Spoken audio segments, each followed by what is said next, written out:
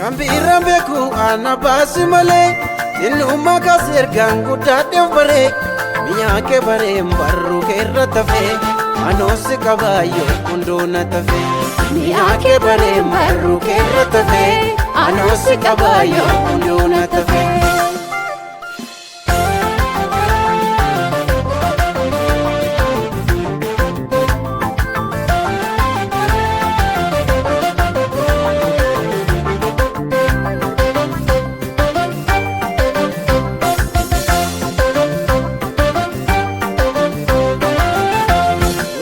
Gari kambarai joluma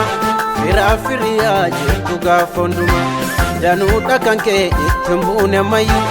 annagan kabayo mubayeni danu dakanke itmbune mayu annagan kabayo mubayeni kambiran beku ana basi male innuma kasir gangu dadem bare miya ke bare mbarru ke ratafe Anosi kabayo undona tafe Miya ke bare mbarru ke ratafe Anosi kabayo undona tafe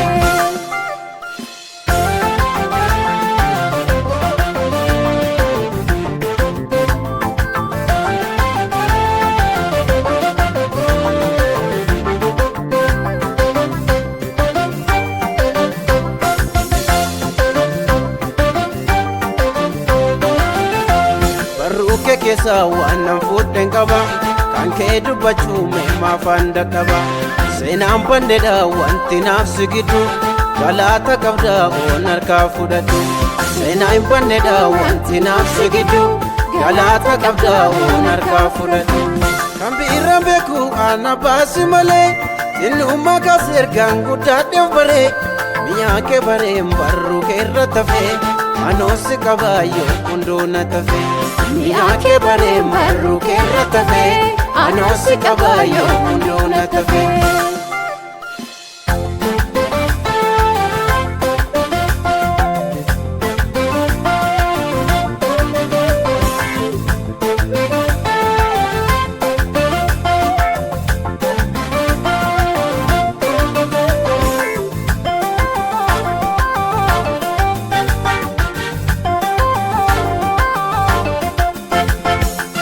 Afanna gubu gaddisa ke jala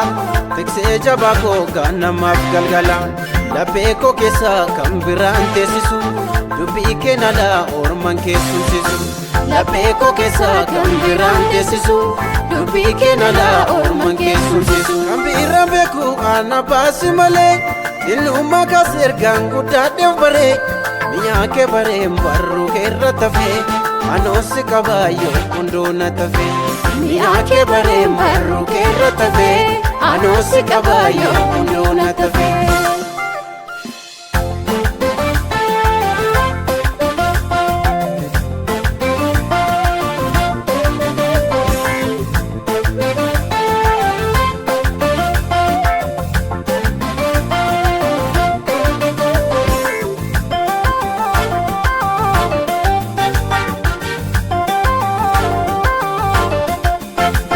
Argadu fe arras argaina jiru deme kana wajin jiru anafsi malen jiru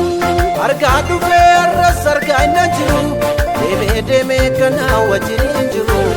anafsi malen jiru Indemtu kanofna nabira Badu halul fanna nabira Sina wajin jira Indemtu kanofna nabira Badu halul fanna nabira Sina wajin jira